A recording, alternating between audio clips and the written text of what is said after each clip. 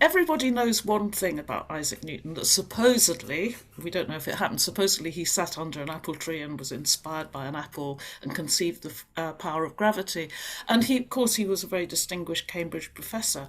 But very few people write much about the last 30 years of his life, which was completely different. It was when he was in charge of the Royal Mint in London, as well as being president of the Royal Society.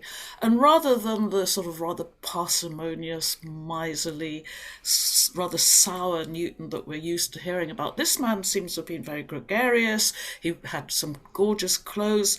When he died, the inventory of his possessions ran to 17 feet of vellum, and it included all sorts of furniture and curtains and beds, loads and loads of crockery and plates and silverware and candles, all the stuff you need for entertaining. And then, as well, it had the ultimate in Georgian luxury. It had two silver chamber pots. They were owned Wow. by Isaac Newton.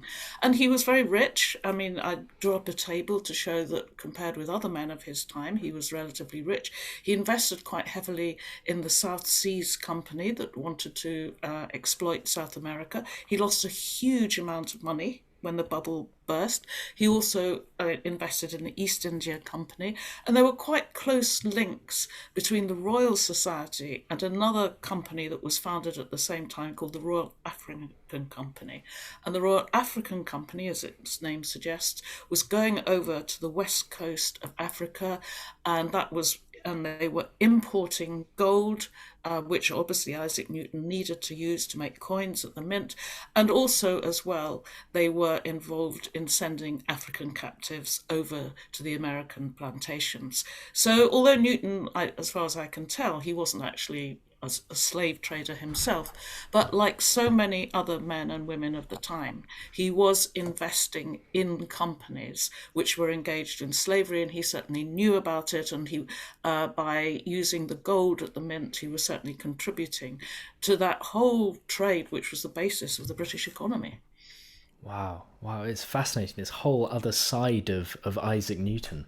Absolutely. And I mean, people have known about it. I read a very interesting comment by his most famous biographer, who was an American historian called Westfall. And he wrote his book biography in about 1985, but it's still the definitive biography. And after he'd finished it, he underwent a course of psychoanalysis, and he wrote an essay about it. And he said, I'm like a Puritan elder. I couldn't bear the thought of Isaac Newton being involved in money and profit and commercial dealing. So he said, I now recognize that I wanted to keep him up on a pedestal as a pure genius of physics. So I rather downplayed his time at the Mint. I thought it was a fascinating comment. But of course, Wow. I'm not a world famous professor of physics. I don't need to salve my reputation. I can salvage my reputation. So I was happy to write whatever I wanted about Isaac Newton. Why do you think that it's important that people nowadays engage with and interact with history? I think there are all sorts of versions of the past. I mean, there's no fixed, true interpretation of what happened. And for me personally, doing history, obviously I want to find out what happened in the past. But for me, the whole point of doing that is to find out how we got to the present. And the whole point of doing that is so that we can improve the future. And I really hope that we can learn from the past. But of course, different people are going to tell different stories about the past. I mean, for example, I've told a different story of Isaac Newton. I've also written a lot about women, far more than most male historians have done. And you just see the past from a different angle. And I think, particularly with the women, it helps you seeing the discrimination and prejudice that they confronted at the time. It helps you to understand how that is still happening and why it still is that in science women are not earning as much money as men, even though we've got legislation to give equal money for equal work.